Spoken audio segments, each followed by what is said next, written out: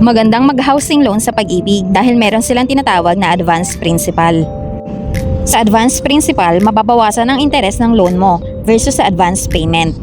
Dahil ang advance payment, ang binabayaran mo ay principal plus interest. In-advance mo lang ang payment mo para sa next month.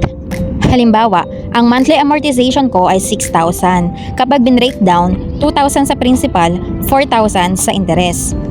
Ngayon ay January at gusto ko rin i-advance payment ang pang February, kaya ang total na babayaran ko ay 12,000. Sa advance principal naman, ang babayaran lang ay ang pinaka-principal ng loan mo. Walang interest, pero babayaran mo pa rin ang pang next month monthly amortization mo. Halimbawa, kapag sinabi ko sa teller ng Pag-ibig for advance principal, ang babayaran kong 6,000 pesos.